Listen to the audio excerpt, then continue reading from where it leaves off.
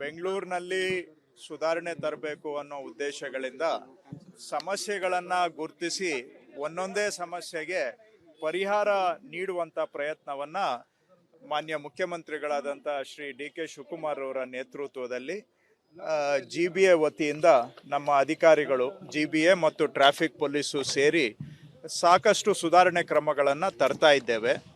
ಅದರಲ್ಲಿ ಇವತ್ತು ಈ ಅನಾಥ ವಾಹನಗಳು ಅಥವಾ ಬೀಡಾಡಿ ವಾಹನಗಳಂತ ಏನು ಕರಿತೇವೆ, ರಸ್ತೆಯಲ್ಲಿ ಫುಟ್ಪಾತಲ್ಲಿ ವಾರಗಟ್ಟಲೆ ಗಾಡಿಗಳನ್ನು ತಿಂಗಳುಗಟ್ಟಲೆ ಅಲ್ಲೇ ಅನಾಥವಾಗಿ ಬಿಟ್ಟು ಇದರಿಂದ ಪಾದಾಚಾರಿಗಳಿಗೂ ತೊಂದರೆ ಮತ್ತು ವಾಹನ ಸಂಚಾರಕ್ಕೂ ತೊಂದರೆ, ಟ್ರಾಫಿಕ್ ಪ್ರಾಬ್ಲಮ್ಗೂ ಕಾರಣ ಆಗುತ್ತೆ. ಯಾಕಂದರೆ ರಸ್ತೆಗಳಲ್ಲೆಲ್ಲ ತಿಂಗಳಾನುಗಟ್ಟಲೆ ವಾಹನಗಳನ್ನು ಬಿಟ್ಬಿಟ್ಟು ಅದರಿಂದ ಆಗುವಂಥ ತೊಂದರೆ ಪ್ರತಿನಿತ್ಯ ಲಕ್ಷಾಂತರ ಜನ ಅನುಭವಿಸ್ತಾರೆ.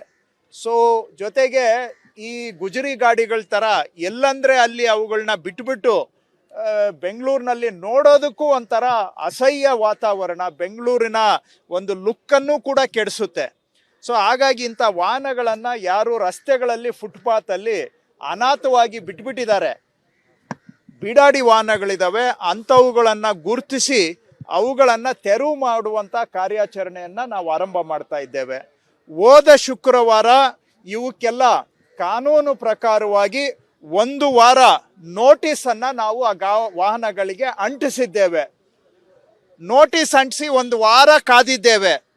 1 ವಾರದಲ್ಲಿ ಅವರು ಬಂದು ಸಣ್ಣ ಒಂದು ದಂಡ ಕಟ್ಟಿಬಿಟ್ಟು ಆ ವಾಹನವನ್ನು ಅವರು ವಶಕ್ಕೆ ತಗೊಳ್ಬೋದು ಮಾಲೀಕರು. ಆದರೆ ಯಾವ ವಾಹನಗಳು 1 ವಾರ ಆಗಿ ನೋಟಿಸ್ ಅಂಟಿಸಿನೂ ಕೂಡ ಅವರ ಮಾಲೀಕರು ಬಂದು ಕ್ಲೈಮ್ ಮಾಡಿಲ್ಲ, ಅಂಥ ವಾಹನಗಳನ್ನು ಇವತ್ತಿನಿಂದ ಟೋಯಿಂಗ್ ಕಾರ್ಯಾಚರಣೆ ಮುಖಾಂತರ ಅವುಗಳನ್ನು ಸಾಗಾಣಿಕೆ ಮಾಡುವಂಥ ಕೆಲಸವನ್ನು ಮಾಡ್ತಾ ಇದ್ದೇವೆ. ಈ ವಾಹನಗಳನ್ನು ಸಾಗಾಣಿಕೆ ಮಾಡಿ ನಾವು ನಮ್ಮ GBA ಜಾಗದಲ್ಲಿ ಅದನ್ನು ಇನ್ನೂ ಒಂದು 15 ದಿನ ಇಟ್ಕೊಳ್ತೇವೆ. ಅದನ್ನು ಪೇಪರಲ್ಲೂ ಕೂಡ ಒಂದು ನೋಟಿಫಿಕೇಶನ್ ಕೊಡ್ತೇವೆ. ಅಲ್ಲೂ ಬಂದು ಅವರು ತೆಗೆದುಕೊಳ್ಳಿಲ್ಲ ಅಂತ ಹೇಳಿದ್ರೆ ಅನಿವಾರ್ಯವಾಗಿ ನಾವು ಅದನ್ನು ಕಾನೂನು ಪ್ರಕಾರವಾಗಿ ಹರಾಜು ಕರೆದು ಹರಾಜಿನಲ್ಲಿ ಮಾರಾಟ ಮಾಡಬೇಕಾಗತ್ತೆ. ಹಾಗಾಗಿ ಈಗಲೂ ನಾನು ಮನವಿ ಮಾಡ್ತಾ ಇದ್ದೇನೆ, ದಯವಿಟ್ಟು ಇನ್ನು ಮುಂದೆ ರಸ್ತೆಯಲ್ಲಿ ಫುಟ್ಪಾತಲ್ಲಿ ಅನಾಥವಾಗಿ ವಾಹನಗಳನ್ನು ಬಿಟ್ಟು ಸಾರ್ವಜನಿಕರ ಸ್ವತ್ತು, ಅದು ರಸ್ತೆ ಫುಟ್ಪಾತ್ ಅಂತ ಹೇಳಿದ್ರೆ ನಮ್ಮ ಪ್ರೈವೇಟ್ ಪ್ರಾಪರ್ಟಿ ಅಲ್ಲ, ಅದು ಪಬ್ಲಿಕ್ ಪ್ರಾಪರ್ಟಿ, ಸಾರ್ವಜನಿಕರ ಜಾಗ, ಅದನ್ನು ಒತ್ತುವರಿ ಮಾಡಿ ಪಾದಾಚಾರಿಗಳಿಗೆ ವಾಹನ ಸಂಚಾರಕ್ಕೆ ತೊಂದರೆ ಮಾಡೋದನ್ನು ಬಿಡಿ. ಯಾರ್ಯಾರು ವಾಹನ ಮಾಲೀಕರಿದ್ದೀರಾ ಅವರಲ್ಲಿ ಮನವಿ ಮಾಡ್ತಾ ಇದ್ದೇನೆ, ಈ ರೀತಿ ಸಾರ್ವಜನಿಕ ಜಾಗವನ್ನು ಅತಿಕ್ರಮಣ ಮಾಡಬಾರದು. ಇವತ್ತು 1 ದಿನಕ್ಕೆ 2 ದಿನಕ್ಕೆ ನಿಲ್ಲಿಸಿದ್ರೆ ನಮ್ದೇನು ತಕರಾರಿಲ್ಲ. ನಿಮ್ಮ ಮನೆ ಹತ್ರ ರಾತ್ರಿ ನಿಲ್ಲಿಸಿದ್ರು ಅದ್ರ ಬಗ್ಗೆನೂ ನಾನು ಮಾತಾಡ್ತಾ ಇಲ್ಲ. ಆದರೆ ವಾರಗಟ್ಟಲೆ ಮೂವೇ ಮಾಡದೆ ಪಾದಾಚಾರಿ ಮಾರ್ಗ ಅತಿಕ್ರಮಣ ಮಾಡಿ, ರಸ್ತೆ ಅತಿಕ್ರಮಣ ಮಾಡಿ ನಿಲ್ಲಿಸಿದ್ರೆ ಅವುಗಳನ್ನು ನಾವು ಕಾರ್ಯಾಚರಣೆ ಮಾಡಿ ತೆಗಿಬೇಕಾಗತ್ತೆ. ಇಲ್ಲಿವರೆಗೂ ನಮಗೆ ಟ್ರಾಫಿಕ್ ಪೊಲೀಸ್ನವರು 2751 ವಾಹನಗಳು ಈ ರೀತಿ ಅನಾಥವಾಗಿ ಬೀಡಾಡಿ ವಾಹನಗಳು ಇದ್ದಾವೆ ಅಂತ ಟ್ರಾಫಿಕ್ ಪೊಲೀಸ್ನವರು ಗುರುತಿಸಿದ್ದಾರೆ, 2751. ಅದಲ್ಲದೆ ನಾವು ಸಾರ್ವಜನಿಕರಿಗೂ ಮನವಿ ಮಾಡಿದ್ವಿ, ಟ್ರಾಫಿಕ್ ಪೊಲೀಸ್ ಅವ್ರದ್ದು ಅಸ್ತ್ರಂ ಅಂತ ಒಂದು ಆ್ಯಪ್ ಇದೆ, ಆ್ಯಪ್ ಮುಖಾಂತರ ಎಲ್ಲಾದರೂ ಅನಾಥ ವಾಹನ ಬೀಡಾಡಿ ವಾಹನ ಇದ್ದರೆ ಅದನ್ನು ನಮಗೆ ರಿಪೋರ್ಟ್ ಮಾಡೋದಕ್ಕೆ ಒಂದು ಆಪ್ಷನ್ ಕೊಟ್ಟಿದ್ವಿ. ಅದರ ಮುಖಾಂತರ 1498 ಈ ರೀತಿ ಅನಾಥ ವಾಹನಗಳಿದ್ದಾವೆ ಅಂತ ಸಾರ್ವಜನಿಕರು ನಮಗೆ ರಿಪೋರ್ಟ್ ಮಾಡಿದ್ದಾರೆ ಅಸ್ತ್ರಂ ಆ್ಯಪ್ ಮುಖಾಂತರ.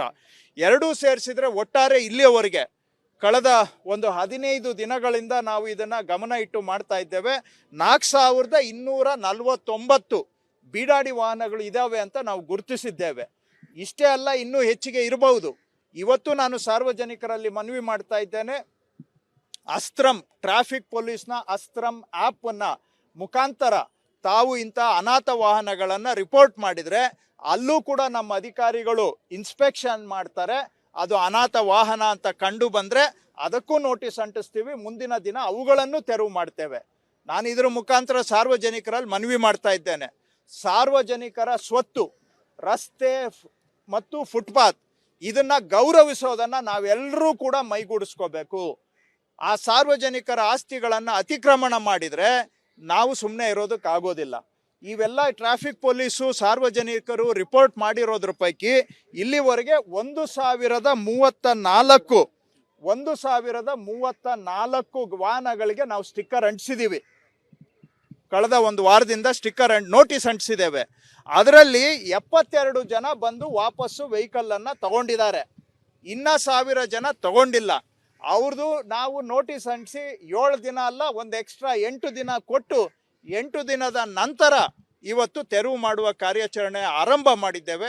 ದಿನನಿತ್ಯ ಇನ್ನು ಮೇಲೆ ಯಾರ್ಯಾರ್ದು 8 ದಿನ 9 ದಿನ ಆಗುತ್ತೆ ಅಂತ ವಾಹನಗಳನ್ನು ನಾವು ತೆರವು ಮಾಡಿ ಸಿಟಿಯನ್ನು ಒಂಥರ ಈ ಗಲೀಜು ವಾಹನಗಳು ಗುಜರಿ ನೋಡೋದಕ್ಕೆ ಗುಜರಿ ಥರ ಆಗಬಾರ್ದು, ಸಿಟಿನೂ ಗುಜರಿ ಆಗಬಾರ್ದು.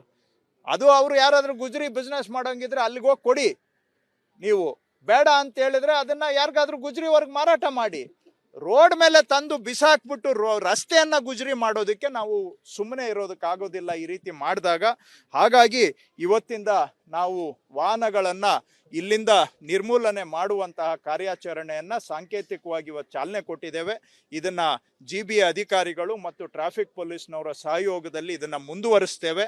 ಬೆಂಗಳೂರಿನಲ್ಲಿ ಸುಧಾರಣೆ ಕ್ರಮಗಳಲ್ಲಿ ಇದು ಕೂಡ ಒಂದು ಹೆಜ್ಜೆಯನ್ನು ನಾವು ಇಡ್ತಾ ಇದ್ದೇವೆ. ಒಂದಾದ ಮೇಲೆ ಒಂದು ಹೀಗೆ ಇನ್ನೂ ಅನೇಕ ಸಮಸ್ಯೆಗಳಿದ್ದಾವೆ, ಅವುಗಳ ಕಡೆಗೂ ಕೂಡ ಖಂಡಿತವಾಗಿ ಗಮನ ಕೊಡ್ತೇವೆ. ಆದರೆ ಜನನೂ ಸಹಕಾರ ಕೊಡಬೇಕು. ಈ ರೀತಿಯಾಗಿ ವಾಹನಗಳನ್ನು ಎಲ್ಲಂದ್ರೆ ಅಲ್ಲಿ ಬಿಸಾಡೋದು ರೋಡ್ ಮೇಲೆ, ಬೆಂಗಳೂರು ಸುಧಾರಣೆ ಆಗಬೇಕು ಅಂತ ಹೇಳಿದ್ರೆ ಅದು ಏನು ದ್ವಂದ್ವ ಆಗುತ್ತೆ, ಅದು ಹಿಪಾಕ್ರಸಿ ಆಗುತ್ತೆ. ಬೆಂಗಳೂರು ಸುಧಾರಣೆ ಆಗಬೇಕು ಅಂದರೆ ಜನಗಳು ಸಹಕಾರ ಕೊಡಬೇಕು. ಈ ರೀತಿ ರಸ್ತೆಗಳಲ್ಲಿ ವಾಹನಗಳನ್ನು ಅನಾಥವಾಗಿ ಬಿಸಾಡೋದನ್ನು ನಿಲ್ಲಿಸಿ ನಿಮ್ಮ ಮನೆಯಲ್ಲಿ ಇಟ್ಕೊಳ್ಳಿ, ಇಲ್ಲ ಗುಜರಿವರೆಗೆ ಮಾರಾಟ ಮಾಡಿ. ರೋಡು ಫುಟ್ಪಾತು ಜನಗಳಿಗೆ ಸೇರಿದ್ದು, ಅದನ್ನು ಅತಿಕ್ರಮಣ ಮಾಡಬೇಡಿ. ಆ ಥರ ನಿಮ್ಮ ಏರಿಯಾದಲ್ಲಿ ಎಲ್ಲಾದರೂ ಇದ್ದರೆ ಟ್ರಾಫಿಕ್ ಪೊಲೀಸ್ನ ಅಸ್ತ್ರಂ ಆ್ಯಪ್ ಮುಖಾಂತರ ದಯವಿಟ್ಟು ರಿಪೋರ್ಟ್ ಮಾಡಿ, ಅದನ್ನು ವೆರಿಫಿಕೇಷನ್ ಮಾಡಿ, ಅಲ್ಲೂ ಕೂಡ ನಾವು ಈ ಕ್ರಮ ತೆಗೆದುಕೊಳ್ತೇವೆ.